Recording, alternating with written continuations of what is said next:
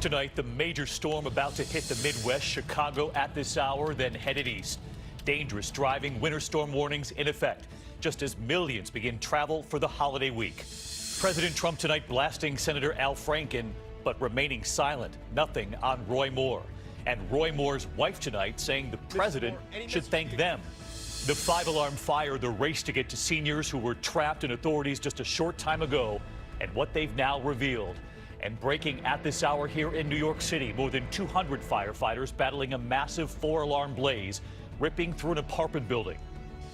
The urgent hunt tonight, the veteran detective shot and killed, a major reward. The submarine missing tonight deep beneath the sea, authorities waiting for any signal, dozens on board. Outrage tonight over killing elephants for sport. The Trump administration lifting a ban on some big game trophies. Americans can now bring African elephant trophy animals home. And your money tonight, Black Friday is here a week early this year. The app tonight that alerts you when new deals are posted by the hour. This is ABC World News Tonight with David Muir. Good evening, and it's great to have you with us here on a Friday night, and we begin with a major winter storm bearing down right now. The Midwest about to get hit, then it moves east and quickly. Winter storm warnings up at this hour. The system already hit the west. Snow, fog, and sleet on I-80 in California. More than a dozen states now under alerts tonight. That same system is moving across the country, as you can see right there. Chicago, D.C., New York, and Boston all in its path, just as millions now prepare to travel for the holiday week ahead. Meteorologist Rob Marciano is tracking it all for us. Rob, good evening.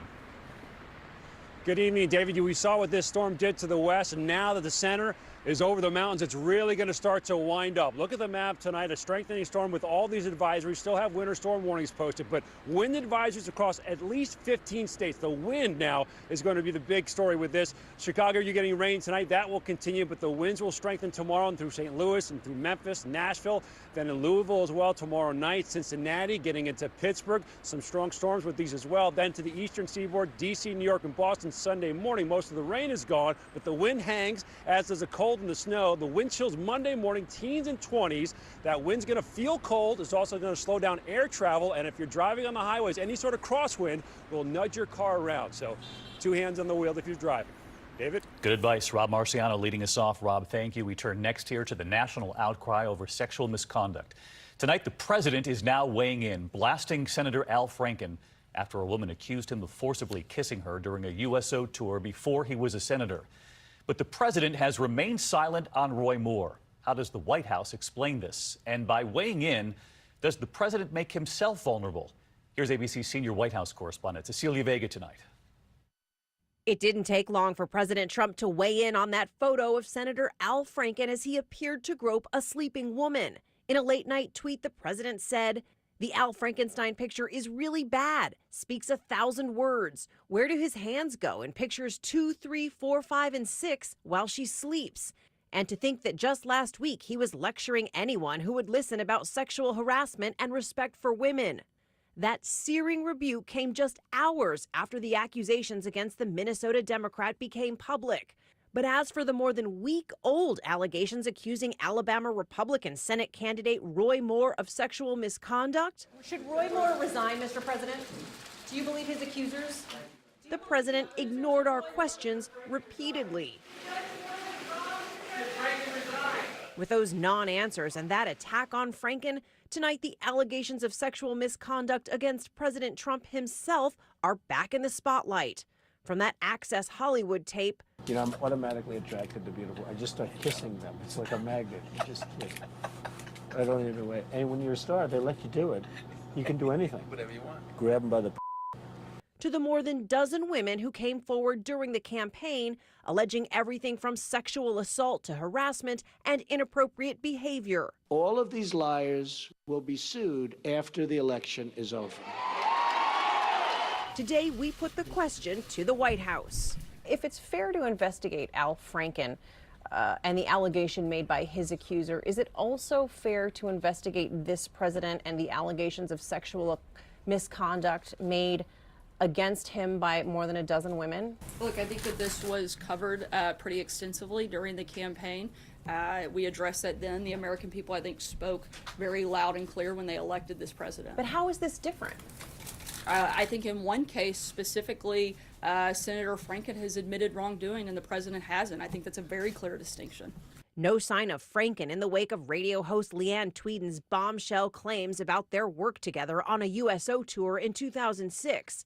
In addition to that photo, she says he kissed her forcefully and against her will. I was just disgusted. I just felt like, he betrayed my trust. Today on The View, Tweeden revealed she's now received a letter of apology. It says, "Dear Leanne, I want to apologize to you personally. I am so sorry. Sincerely, Al Franken." And Cecilia Vega with us live tonight from the White House. And Cecilia, the president tweeting about Senator Franken, but you've learned from your sources that this is not a topic the White House wants to be talking about right now. David, this is a point of frustration here. Aides would so much rather be talking about tax reform on a week like this one. Instead, you saw it right here today. Sarah Sanders in that briefing room taking questions, facing a barrage of questions about her own boss's behavior. Cecilia, thank you. Meanwhile, Roy Moore's wife before the cameras today, a show of support from a group of women with her. And this evening, Moore's wife on why President Trump owes them. And Alabama's Republican governor with our Tom Llamas tonight. He asks her, does she believe the women, and how will she vote? 8 women accuse Roy Moore of inappropriate behavior, including sexual assault. Most say it happened when they were teenagers.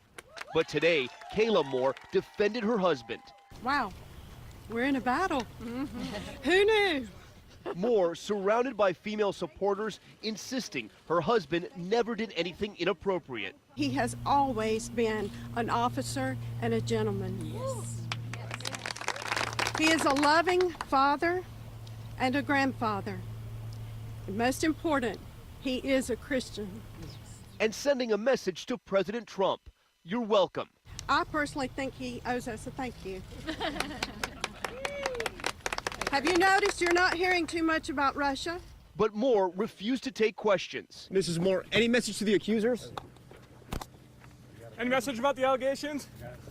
Like her husband, only discussing the allegations on their terms. And I'll quit standing when they lay me in that box and put me in the ground. At his first open news conference since the scandal broke, Roy Moore dodging questions. What do you think about all these allegations? We followed him, trying to get answers. His supporters outraged. You are the fake, lying news from the swamp. Look at the mob. These people are sick, in desperate need of Jesus, and they hate. The latest poll showing Moore down, but the Alabama Republican Party is still with him. So is the governor, Kay Ivey, who said today she'll vote for Moore despite the accusations against him. Are you going to be proud of your vote for Roy Moore? Every Alabamian has a right and duty to vote. And yes, I'm proud to vote, and I hope every Alabamian will be proud to cast their vote. And do you believe any of the women that have brought accusations against Roy Moore? I certainly have no reason to disbelieve any of them. All right, so Tom Llamas back with us tonight live in Birmingham. And Tom, we just heard the governor there. She says she has no reason not to believe the women, but she made it clear there she's going to vote for Roy Moore. That's right. She says she wants a Republican in that seat because she wants Republicans to hold the majority in the Senate. That's a sentiment we've heard from other Alabama officials and voters here in the state. Whether or not Roy Moore acted inappropriately, for them, he's the Republican with the best chance of winning. David? Tom Llamas on this race again tonight. Tom, thank you. There are 2 major fires to report on tonight. First, authorities coming before the cameras a short time ago near Philadelphia, revealing some residents of a senior living facility are still unaccounted for tonight. That fire burning quickly through the buildings overnight. There was an urgent effort to get 160 people out, neighbors racing in to help. And ABC's Eva Pilgrim is on the scene outside Philadelphia. Tonight, authorities in a desperate search for those unaccounted for in the massive inferno that ripped through this assisted senior living facility outside Philadelphia. Police asking for a mass casualty box with many additional ambulances. More than 400 emergency workers scrambling through the night to save the elderly residents. Many couldn't escape on their own. Blanket-wrapped patients loaded onto school buses. The road crowded with wheelchairs and beds. Firefighters attacking the 5-alarm fire from above on ladders. One of our firefighters went as far as he could until he started feeling his helmet actually start to melt. Tonight, with hot spots still being put out, officials trying to make sure everyone got out. We can't get into the structure. It's too unsafe, so the origin and cause is undetermined at this point. David, in this massive rescue, about 160 residents and employees were evacuated. 27 of them were taken to area hospitals. most treated for smoke inhalation. David? Eva Pilgrim in Philadelphia, where she reported for years. Eva, thank you. And the other major fire burning at this hour right here in New York City. Firefighters facing a 5-alarm fire of their own. Aerial images coming in this evening showing a 6-story apartment building engulfed with more than 200 firefighters battling the blaze in windy conditions. 34 apartments in that building, 5 injuries reported already, including 4 firefighters, all suffering non-life-threatening injuries. That fire is burning at 144th and Broadway. That's in the Hamilton Heights neighborhood of Manhattan. Meantime, time is running out tonight for the hunt in a missing submarine case belonging to Argentina's military. It was last heard from 2 days ago now. Deep beneath the sea, they are hoping for a signal, any kind of signal. Dozens of crew members on board that submarine, and here's Matt Guppin. Tonight, that massive search off the coast of Argentina and a nation waiting for a ping of life from that missing submarine or any of the 44 crew on board.